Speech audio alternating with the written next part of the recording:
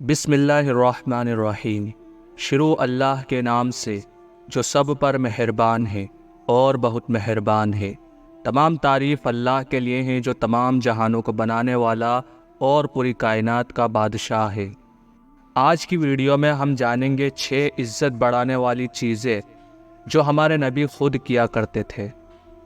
یقیناً ہم اور آپ سے کبھی کبھار کچھ ایسے کام ہو جاتے ہیں جس سے دوسروں کے سامنے شرمندہ ہونا پڑتا ہے اور لوگ اس کا فائدہ اٹھا کر ہمیں ذلیل کرتے ہیں، لیکن کیا آپ کو معلوم ہے کہ 6 کام ایسے ہیں اگر ہم ان کو اپنی زندگی کا حصہ بنا لیں تو انشاءاللہ اللہ آپ کو کبھی بھی بے یار و مددگار نہیں چھوڑے گا اور رسوا نہیں کرے گا۔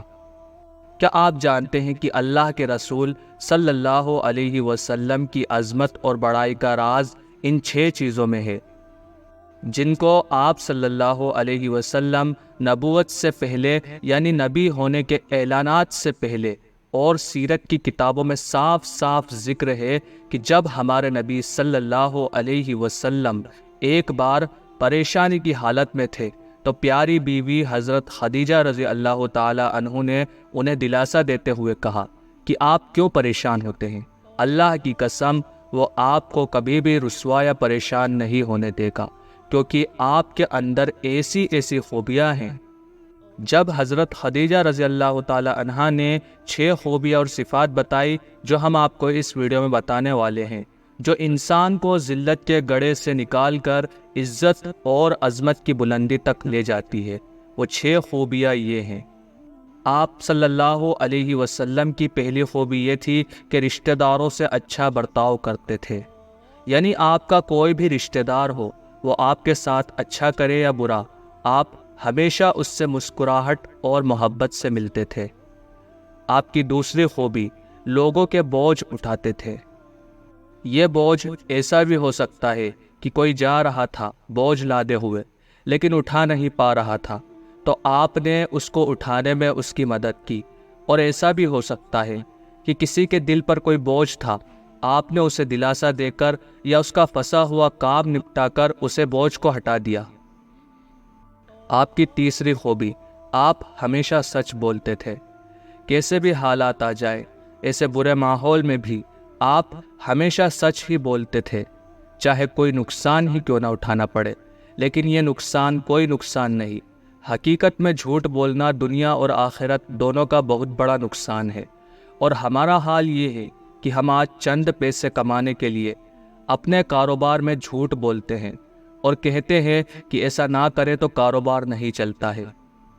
آپ کی چوتھی خوبی، جو کما نہیں سکتا اسے کما کے دیتے تھے، یعنی جو بیوہ، بیمار اور پریشان حال ہے، ان کے گھر کوئی ایسا نہیں جو کما کے لا سکے، اور یا یتیم ہے تو اس کی زندگی آسان بنانے میں اس کا ساتھ دیتے تھے۔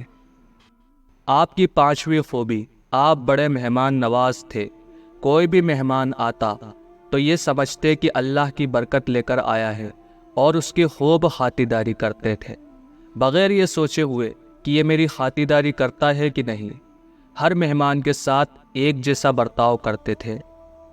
آپ کی 6ٹھی خوبی یہ تھی کہ مصیبت میں لوگوں کے ساتھ کھڑے ہوتے تھے۔ کوئی بھی شخص کے سامنے کوئی بھی مصیبت آن پڑے تو اپنی مصیبت سمجھ کر اس کو نپٹانے میں اس کا ساتھ دیتے تھے، اور اس مشکل کو ختم کرنے کے لیے پوری طاقت لگا دیتے تھے۔ اور یہ ساری چیزیں آپ کسی پر احسان سمجھ کر نہیں بلکہ خود اپنے ثواب اور اللہ کی رضا اور خوشنودی حاصل کرنے کے لیے کرتے تھے۔ یہ 6 چیزیں اگر آپ نے اپنی زندگی میں اپنا لی تو یہ سمجھیے جو نبی کا طریقہ ہے وہی طریقہ آپ نے اپنایا ہوا ہے، اور اس سے بڑھ کر خوش نصیبی کیا ہو سکتی ہے۔ اور ان چیزوں کو اپنانے والا نہ صرف دنیا میں بلکہ آخرت میں بھی عزت کی نگاہ سے دیکھا جائے گا۔ جہاں سب اپنے کیے برے اعمال پر شرمندہ ہوں گے، وہاں وہ عظمت کے مقام پر بیٹھا ہوگا اور جنت کی ہواؤں کا لطف لے رہا ہوگا۔